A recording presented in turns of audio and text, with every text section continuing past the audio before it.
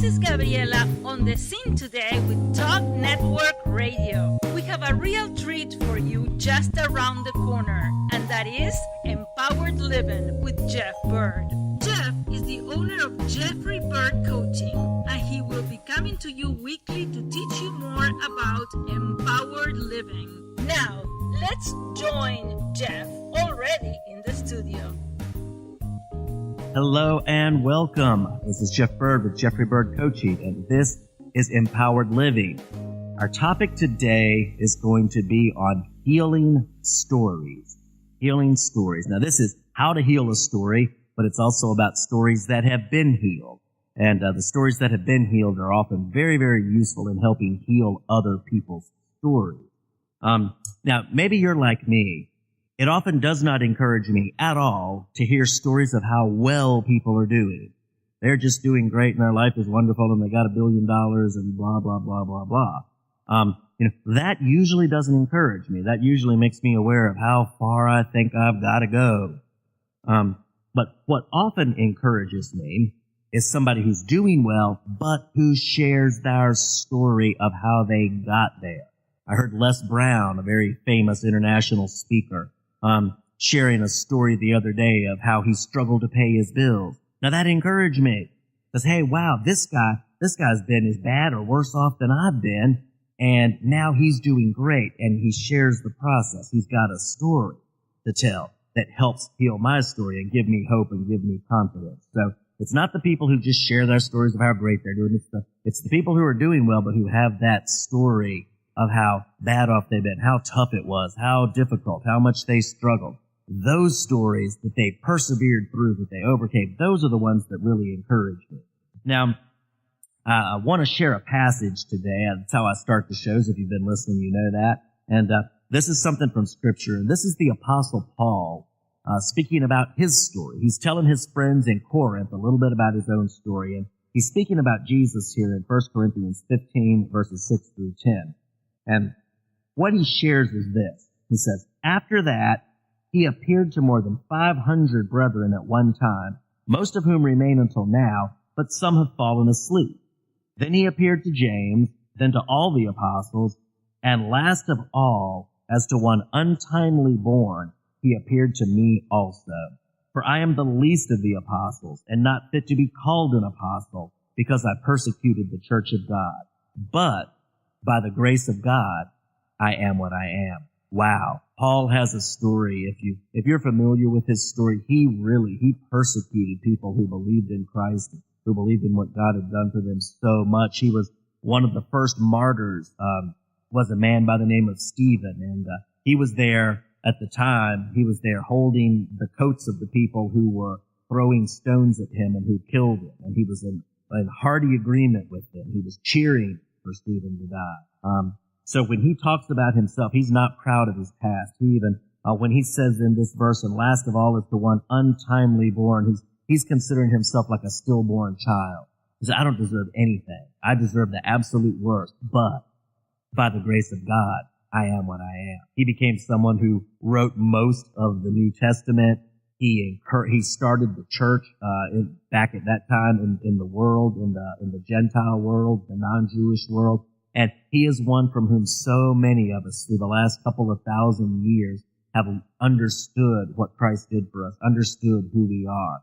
He has influenced so many people because of the grace of God that didn't throw him away, didn't destroy him when he probably should have been, but who extended grace to him. So his healing story has helped me and so many other people realize, wow, no matter how bad I was back then, no matter how many mistakes I made, the grace of God is big enough to overcome those and to help me move forward. Now, the other day, I came across a story from NPR radio, and this was a really beautiful story about a young girl. And this young girl was born into an extremely poor family. They lived down off of a dirt road in New Mexico, and they just struggled to make ends meet and to pay the bills. And they ended up having to move because there was a meningitis outbreak in the area, and they wanted to protect the kids from that.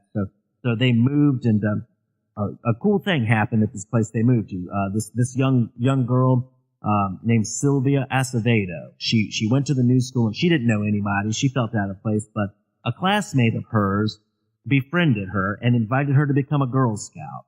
So she joined the Girl Scouts, and she found a home, if you will, in the Girl Scouts. And she was on a camping trip with them one time, and she was standing by herself, and she was looking up at the night sky, just at all the stars and all the beauty of the night.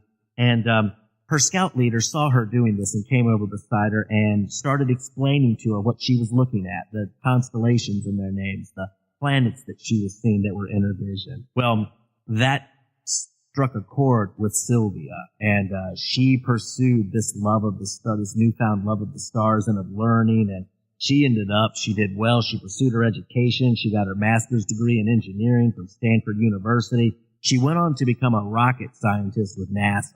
Wow, that's pretty good. She went from looking at stars, not even knowing what she was seeing as a Girl Scout, to becoming a rocket scientist with NASA. But in 2016, she did something that I think is very amazing. She took a job back with the Girl Scouts as the national CEO because she had this love of the Girl Scouts, and that's what had started her own success journey. And she wanted to add value to these girls and to help build them up the way she had been built up and create a vision for them the way someone had cast a vision for her.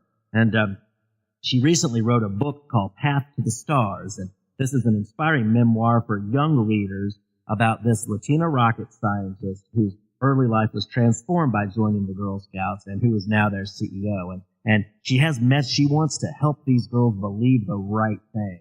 She wants to help heal our stories by sharing her story of how she was healed. Now, this woman's name is Sylvia Acevedo. And one of her quotes that was in this article I read, she said, "I'll tell you about my high school counselor. When she looked at me and she saw a female, but she saw a Hispanic girl. And so she said, 'Girls like you don't go to college.' But you know what? That was water off a duck's back. I showed her. So don't let anyone dissuade you with words. Don't let anyone say you don't belong. Don't let anyone do that. Being a rocket scientist was my dream, but everyone has their own dream. I hope girls read this book and get the message. You can live your dream." This one young girl who had a dream cast for her by a friend and who went on to fulfill this dream, she's now going back, left her job with NASA, to go back to the Girl Scouts and to start encouraging these other young girls that they can live their dreams no matter what anybody says to them. So she also said, this was a quote I thought was really good. Somebody asked her what her favorite Girl Scout cookie was, and she said, "They're Thin Mints." She said, "It's like aromatherapy for me. Just smelling that Thin Mint, I just feel calm." Thought that was cute. She, with all these successes, she still connects to the Thin Mints and even just the smell of them. So as I read what had happened with her and I thought about this, I thought, wow, there's a process of healing story. There's a process when someone else comes to us to help us heal their stories. The first thing in this process is that, hey, they've been where I am. Maybe they've even been in a worse place than where I am. That gives me hope. They once felt like I do. They once had what I have. They once believed the things I'm not currently believing. They get it. They get me. They're not just telling me how great things are for them and making me feel so bad off. They're going, hey, I get exactly where you are. I understand how you feel. I had the same thoughts and the same beliefs as you, but let me tell you what. Let me tell you what happened in my story. There's a better way. We can move forward together. The second thing is that they believed different messages. They didn't accept those feelings and beliefs as permanent. They reached out to others. They accepted the input of others, like Sylvia did with her Girl Scout leader, and they listened to new messages about their work. They didn't accept those negative ones, like that counselor that told her, "Girls like you don't go to college." They asked the question, who says so? What qualifies somebody else to speak to your value, your identity, or your work? Years ago when I was a kid, I wasn't into some of the main sports that the other kids around me were, like baseball and football and basketball. I loved golf, I loved tennis, I loved badminton, I loved ping pong, I loved those kinds of sports, but not some of the big sports. There was a group of kids in my neighborhood that would get together, and they had a local Little League coach there that lived in the neighborhood, and so they would get together and just kind of play baseball. And I was hoping to learn something, so I went over to play ball with them one day, and they put me on the team, and I just wasn't very good at it. And I'll never forget that Little League coach, instead of realizing I just didn't know what I was doing and taking me aside and helping me, he told me in front of everybody else, "You aren't worth a hill of beans. Go play basketball," because I was a pretty good shot at basketball, even though I didn't run very well. But he just told. So I remember leaving all the other kids standing out in that street and walking by myself over to somebody's backyard where there was a basketball goal and just shooting baskets by myself while everybody else was out playing baseball. So, but later on, I went back and I thought about that, and I thought, who in the world did he think he was to speak to my work? What kind of deception and delusion did he have to think that he could make that kind of value statement about me just on the basis of how well I did or didn't play baseball, right? So what we tend to do, though, is we tend to borrow others' beliefs about us until we adopt them as our own. So it really pays to ask the question, what messages I'm believing and from who are they coming and what qualifies them to even give a message about my value to me? So the positive messages that come from God about our value, his value of us, and his estimation of us is that, hey, you're worth everything. I'll give up I will move heaven and earth, and I will sacrifice everything, my own life included, to get you that. That's how valuable you are to me. And when we enforce these positive messages from God, from other people around us, over time, that time and space repetition of those positive messages, we come to believe differently. Now, when we start believing differently, what happens? We change on the inside. This is number 3. They changed on the inside. We've changed what we feel about ourselves. And others, when they bring to us positive stories, their healing stories in their lives, they tell us they changed what they felt about themselves, what they felt about their lives, what they thought about their future, and they adopted new ways of thinking and believing on the inside. Instead of being despondent and dejected and hopeless, they became hopeful. They became encouraged. They started to see themselves as being valuable and loved, as having potential and having aptitudes and abilities that could be developed that would be good for them and good for the people around them. Now, Brené Brown says that guilt, she explains the difference between guilt and shame, and she says that guilt says, I made a mistake, whereas shame says, I am a mistake. And often, if we make enough mistakes, if we have enough negative messages brought into our lives over time, we end up feeling ashamed of who we are, not believing we have anything to develop or that we have anything to offer.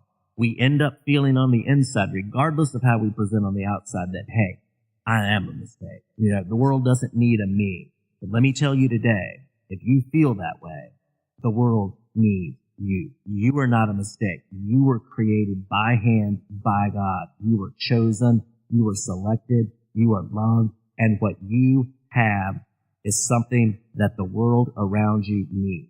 Now let me tell you, nobody's been more surprised by this truth than me, that there are things that I have, things that I see that could be an encouragement to other people. And, but when I share, when I go out, when I speak, when we have groups on the air, I am amazed at the feedback that I get and the people who are encouraged by that. So don't you believe it? I'm someone who, it took me years and decades to come to believe this, but spent many years not believing it. So I get what it's like to feel that, hey, I'm just alone. I'm just an outsider, an outcast. I don't fit. I get that, but it's not true. You have something. Every one of us has something God-given inside of us, a strength and aptitudes that can be developed that will help us, that will give us success, and that will enable us to help other people around us. The truth says, shame says I'm a mistake. The truth says we all make mistakes, but they are redeemable and learnable, and we have something others need. There's something in every one of us that can benefit somebody else. Okay, so that's what happens on the inside when we change on the inside. That leads to number 4, the people with the healing stories, they acted differently on the outside. The change started on the inside. They believed different things. They changed on the inside, and now they started acting differently on the outside. Okay, just like Sylvia Acevedo in the story I told you. Once she started believing the right things, she started taking the steps to get to college. Then she took the steps to get to NASA. Then she took steps back to the Girl Scouts to build up other girls. And they acted differently on the outside. They started doing new things, learning new things, relating to others differently, taking opportunities that before they didn't believe they could do. Going, hey, even if I make a mistake, even like Thomas Edison, if I make 10,000 mistakes, I'm not a mistake. I'm learning. I'm learning things not to do. I'm learning how it doesn't work. They say Edison had over 10,000 failed